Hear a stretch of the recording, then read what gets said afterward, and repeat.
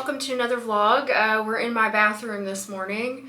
I've been doing some journaling this morning, really thinking about things, and there's something on my mind that I wanted to talk about, and that is my obsessive behaviors in relationships. I've really been reflecting on this, and I want to sit down and have a talk. I think it's important to talk about. But first, I was just in the middle of doing my makeup. The color of the day today is maroon, so I wanted to try out the new Pear eyeshadow palette. Now, I already kind of played around with it one day when I wasn't vlogging, but I thought I would do a little look on the vlog just so I could show you guys how I'm using this and how the eyeshadow looks like actually on. So here are the colors. So the colors are, this one is Allure, Daydream, Utopia, Mirage, Moonstruck, Bow, and Casanova. Those are the names of the colors. So I'm going to do a little look here using some of these more maroon colors today. I've been using this e.l.f. eyeshadow primer, which works pretty well. It's only like $4 for a bottle of it, and it just helps your eyeshadow stay on better throughout the day. I've been using this for a couple weeks now and I really like it. So I'm just going to start by applying that to my eyelids, and then I just use my fingers to kind of like blend it in. So then I'm going to use my CoverGirl True Naked Roses palette, and I like to use this if I just want like a super neutral eye look, but I use this first color right here just as like a base on my eyelids. So I'm just going to use a big fluffy brush and just put this all over my eyelids and up above the crease, like all the way to the brow bone. I just cover everything with it. Once again, I am no makeup artist. I am not great at makeup. I'm just sharing what a normal average person might be able to do. My skills are not great. So then on the Pear palette, I think I'm going to start with this color called Bow, which is just like a dark pink color. And I'm just going to put this on the outer third of my eyelid. And I'm just going to pack it on like that. That looks ridiculous right now, I know, but I'm going to blend it out, don't worry. Then I'm going to use a round brush. I just use these cheap e.l.f. brushes right now, and they work really well for me. I did buy some new brushes, but I haven't started using them yet. And then I'm just going to blend this in, and I just make little circles to kind of like blend it out. This eyeshadow blends really well. I do like that about it. Okay, so now I've got it a little bit blended out. It's not completely blended yet because I'm going to add more color first, but this is kind of... So my eyes are different shapes, so sometimes it makes doing eyeshadow really hard because I try to get my eyeshadow to kind of look the same on both eyes, but this eye is just like...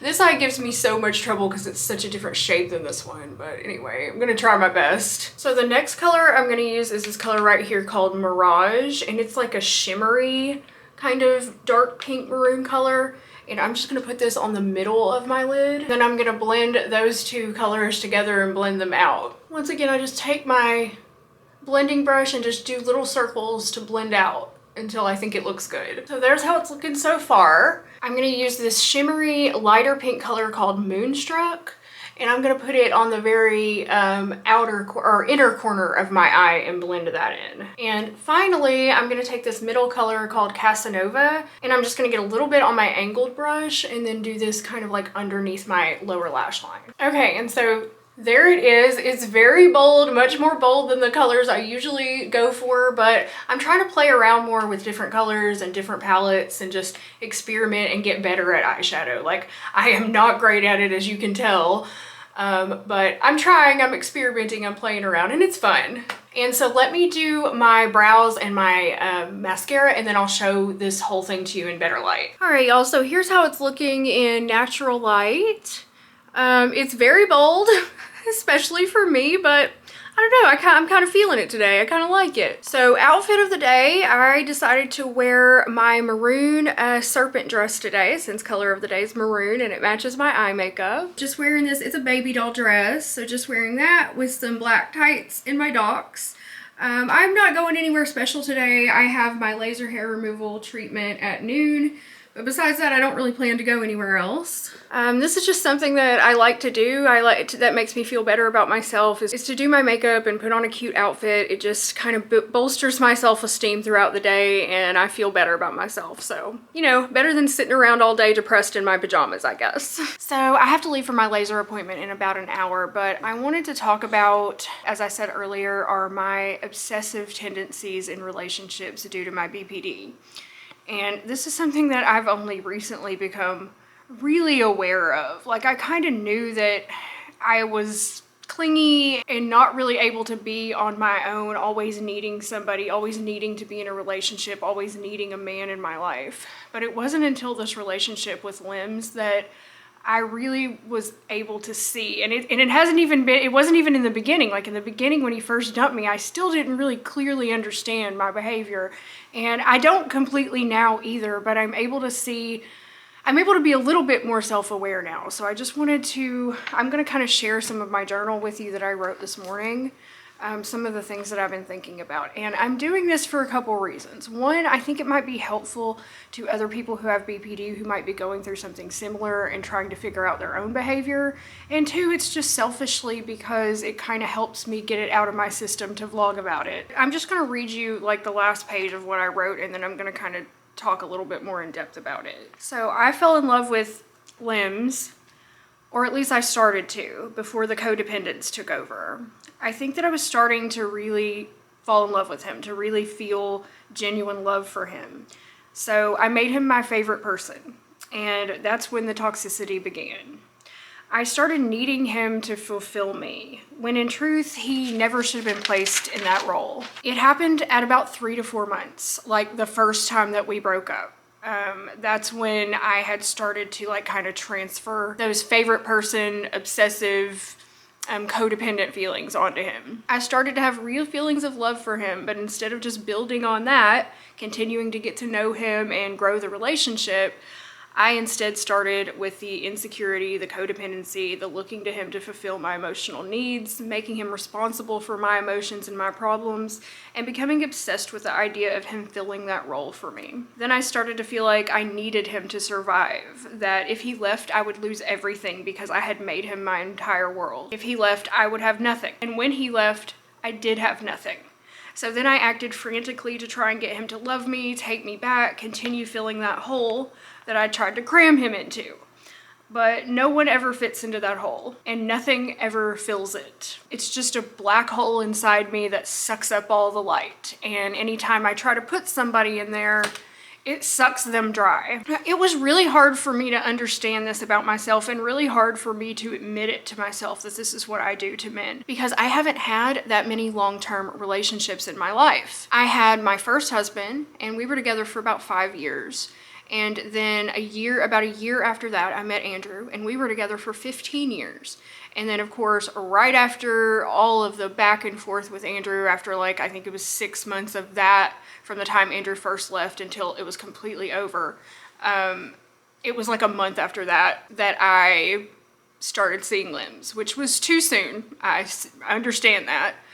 But I was desperate to have a replacement favorite person as quickly as I could to fill that hole, because I just couldn't make it on my own. Well, actually, I could make it on my own, but I didn't feel that I could. I didn't believe that I could. So I didn't expect anything from the next relationship. When I was looking for my substitute Andrew, I didn't think I was gonna like actually find anybody I could really love or care about. I thought it was gonna be a rebound. It would just be somebody, you know, that I could tolerate, that would just help me get through the pain, which is incredibly selfish and wrong. I know.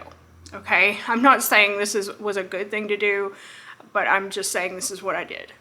And it was very selfish. A lot of behavior in BPD is very selfish. We're trying to preserve ourselves. A lot of the things that I do are leftover coping mechanisms for situations that I'm no longer in.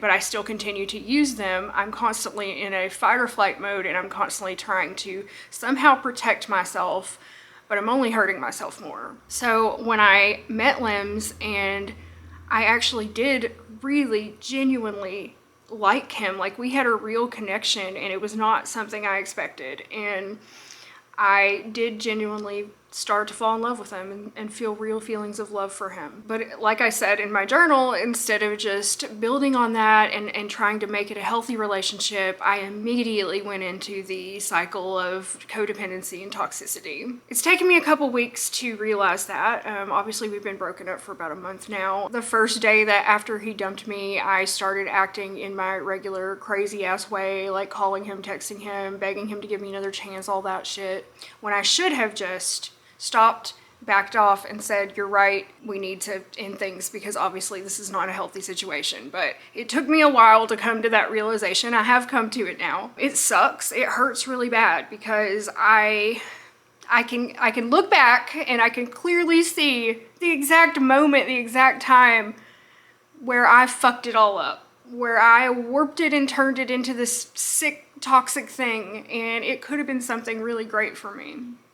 Or maybe it couldn't have. Maybe it was too soon, and no matter what I did, I wasn't healed enough right then.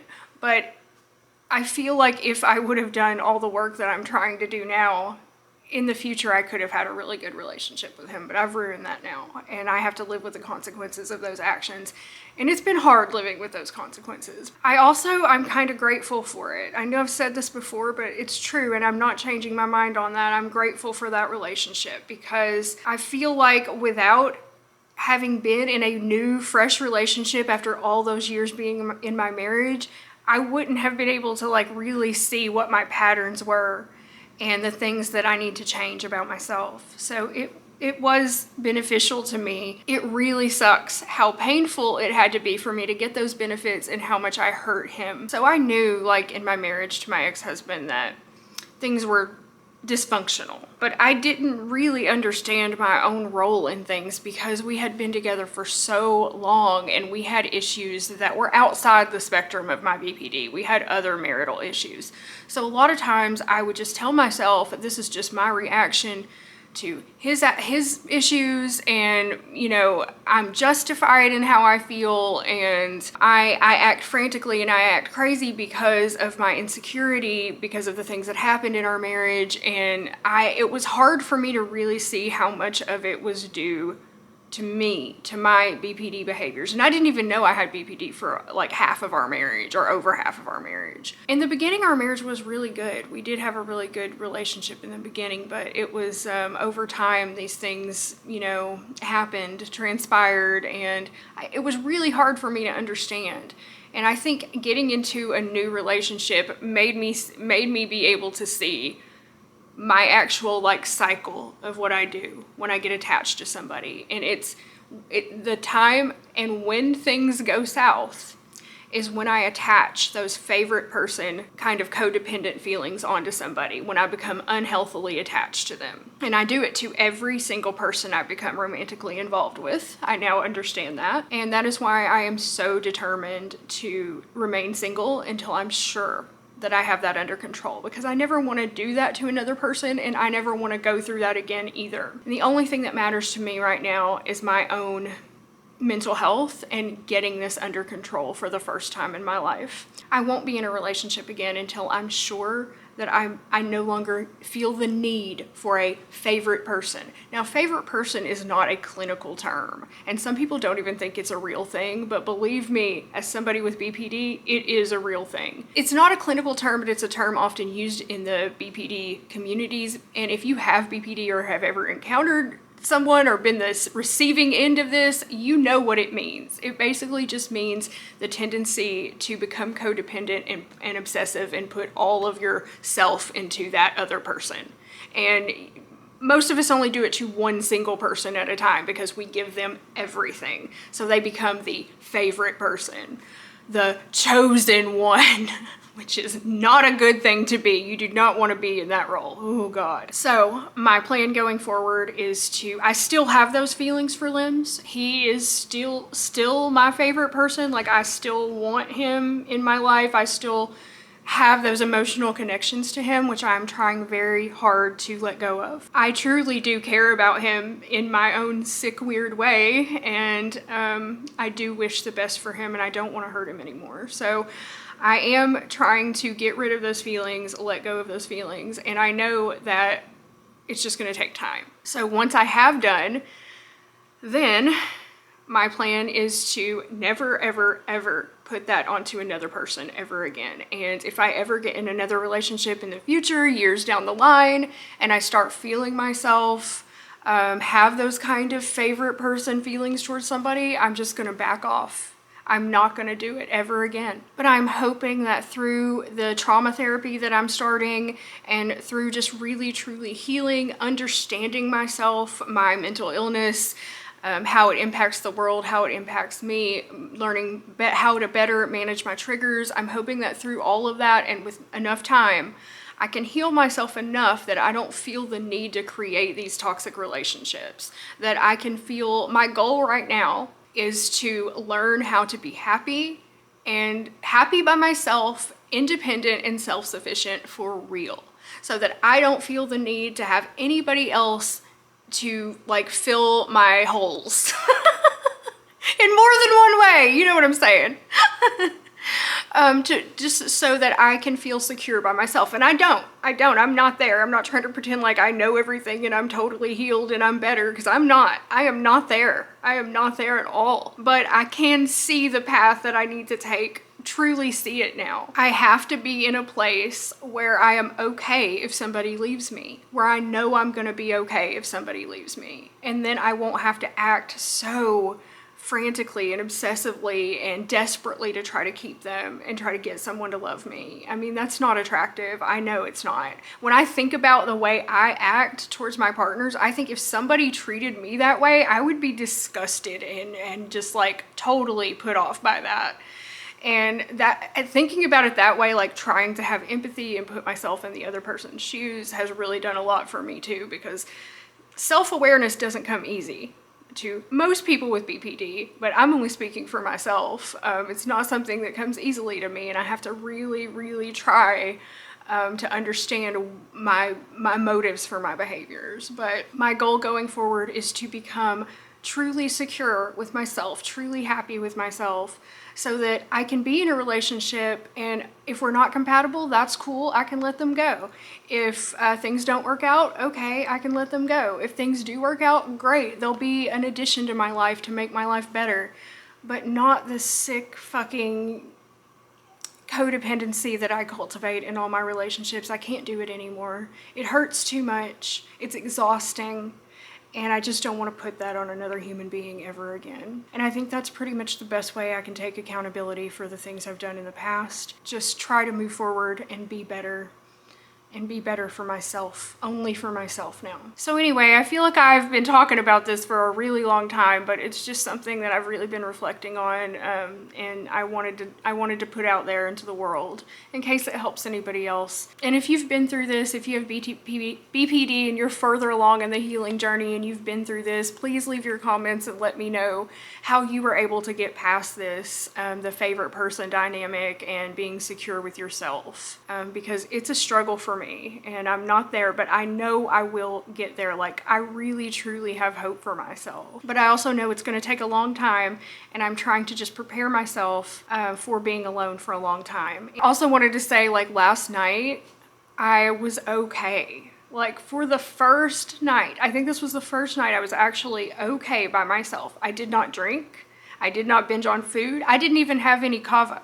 I did nothing harmful to myself, and I just sat with myself. I just spent time with myself. So the loneliness came from time to time, as it does at night, but instead of like reaching for some kind of numbing substance or trying to reach out to somebody, I would just tell myself my positive affirmations. Like, when I felt like so much like I wish somebody would just text me, or I wanted to just have a drink or something, I just told myself, I don't need somebody else to text me to be happy and fulfilled. I don't need that. I don't need to numb myself with drugs and alcohol to be okay by myself. And I would just tell myself that, even if I didn't really believe it. And then I would go and just do an activity. So I read some of a book last night. I did some building in The Sims. I watched some TV. I played with the dogs. And I just did normal things that a person would do who lives alone. I think it was the first time that I didn't do something harmful to try to soothe myself. I don't even think that drinking kava is harmful, but to me, I did it as like a way to numb. But I didn't do that even last night. I just told myself I will be okay alone. I don't need somebody to text me to make me happy and fulfilled. fulfilled. I don't need somebody else to do that for me. I can do it for myself. And then I would immediately and just go do something I enjoy. And that's what I'm going to continue to do until it's true, until I truly believe it, until I know it in my heart and soul. Okay, so I feel like I've talked about this for a long ass time. I got to go get ready for my laser appointment, and I'll see you guys back here in a little bit. Well, y'all, I'm here outside of my spa where I get my laser done, and I was a few minutes early, so I thought I would vlog for a second. And I just noticed on the drive over here, like overnight, all of the dogwood trees in my town have bloomed. Literally overnight. They were not there yesterday. And it is so beautiful. Oh my God. They're like one of the first signs of spring here in Arkansas. I think I talked about this last year when I was moving back down here. But I really want to show you guys some of these gorgeous trees and some of the wildflowers that I've been seeing. So we're going to have to do a nature walk really soon. So anyway, I guess I'm going to get my shit together here and go in and get my face lasered. I can go wait in the little waiting area. I'm like 5 minutes early. Luckily my laser sessions are super short now. They don't take very long. I don't know if I'm quite in maintenance phase, but I'm almost there. It doesn't take long. It doesn't hurt anymore. But it really improves my quality of life. So I'm going to continue to do it for as long as I possibly can. All right. See you guys in a little bit. It's like 4:30 in the afternoon now. After I got back from my laser appointment, I had to edit a vlog and do some other online work. And now I'm finally done with that. And I realized that my last couple vlogs have been very like sit down and talky style. So I wanted to do at least one project today. So let's go check out my apartment projects list. I have done nothing else besides the kitchen cabinets yet. So next up on the list is to hang my jewelry shelf. So I think I'm gonna try to do that. And these are just like extra projects that I work on when I don't have anything else going on or I have some extra time. I'm not really in a hurry to complete these. They're just things I need to get done over a couple weeks or so. So right now I'm gonna go hang up my jewelry shelf, or at least try to. I'm in the bedroom and I'm gonna open up this shelf that I bought. I bought this like weeks ago and I still haven't hung it on the wall. And some of you guys, I was saying I was gonna hang it in the bathroom, and some of you guys said don't do that because the moisture in the bathroom will damage my jewelry. And you're right. Okay, I'm not gonna hang it in the bathroom. I'm gonna hang it in my bedroom. I'm gonna find a place for it. I have an empty wall right over there. I think where I can put it. So I'm just taking it out of the box now. I'm holding the camera in my hand. The dogs want to help. You want to help me, puppers? You want to help me with my shelf? And my battery is about to die. Hopefully I can get through this. Okay, here it is. Oh, it goes like that. It's just a really simple shelf that has all these hangers on it for necklaces. And then it also has like a little shelf on top that I could put little trinkets and things. And I love trinkets, so it'll be great. I just have to figure out how to hang it. So I gotta go change the battery on my camera. I'll be right back and we're gonna put this up. So it came with screws, but I don't have a drill to like screw anything in my wall. So I'm gonna try to hang it up with these nails that I have, because I do have a hammer and nails. So I don't know if this is gonna work out or not, but I'm gonna try my best here. Let's see. So I'm gonna try to put it, I hope the lighting's okay. It's getting kind of dark outside and this is the best I can do. But I'm gonna try to hang it like right here, maybe. So I'm just gonna hammer one nail in, and then I'm gonna put the shelf up. Okay, and then see where I need to hammer the other nail, which I don't have. Great, Cindy. Great job. Okay, so I'm gonna put the shelf back up. I am not good at this kind of stuff, so I'm trying my best here. I'm gonna put the shelf back up. I probably should have marked this. I feel like this is gonna be crooked as hell. I feel like this is gonna be really bad, y'all. I'm just winging it. I don't know. So I've got two nails in the wall, but the one on the right is too far up and too far to the left. So I've got to put it back in somehow. Okay, I think I have the nails in the right place. Oh, I do. Oh, it worked. Awesome. I did it somehow. Okay, after a little bit of trial and error, I have hung the jewelry shelf, and I am proud of myself. I think it's a little bit not quite level, but it's good enough for me. Everything I've hung in this house, nothing is straight. I don't care. It's good enough. So now I actually have a bag of necklaces that I'm gonna take up and hang on my new shelf. Take out and hang on my new shelf.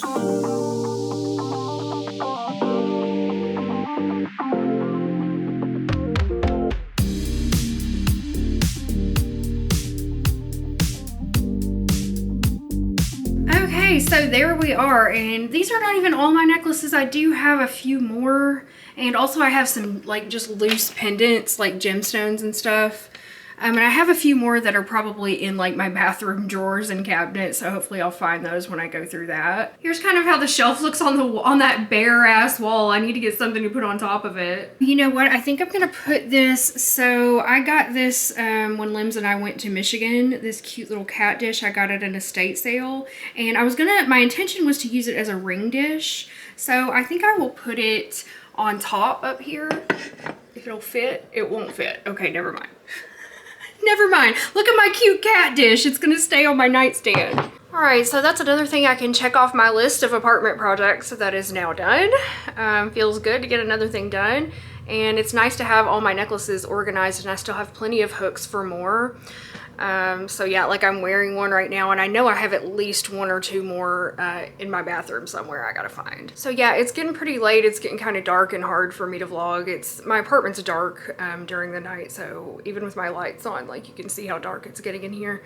So I'm probably gonna wrap up the vlog. I'm gonna go do that in the living room though. And I know you've probably noticed that I still have these fucking roses in my bedroom. Yes, I do.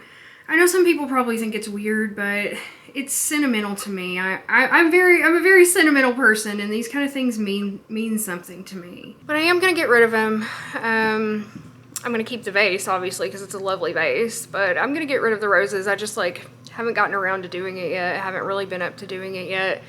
It's kind of like the final thing that I have to really get rid of in my apartment that I attribute to Limbs. So I don't know. I'm still like struggling with all of my feelings around that, obviously.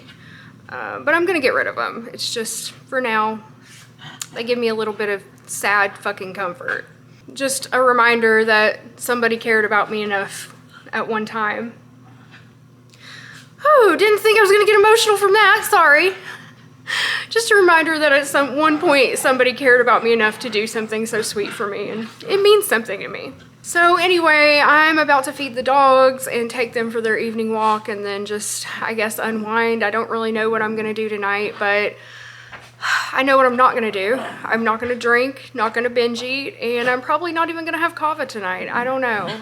If things get too rough, I'll have a cup of instant kava. If not, I'm just gonna try to do the same thing that I did last night. Just reminding myself I don't need another person in my life to be happy and do things I enjoy, and try to do activities that bring me some happiness, even if I can't do them for very long. It just helps to do something, you know. So I'm doing all right, doing okay, trying to cope with this the best I can, and I think I'm doing pretty well considering. Thank you guys so much for watching this vlog. I know it was mostly just me talking in the morning and not a lot of other stuff, but we're gonna get to more other stuff. I've just had a whole lot to say lately. Thank you so much for listening. The dogs are playing down here. I think it's too dark to see them. The camera doesn't want to focus on them. They're having their little evening playtime. But yeah, thanks again for all your support, and for everybody who believes in me. It really means a lot. Thank you. I will see you with a new vlog very soon. Bye.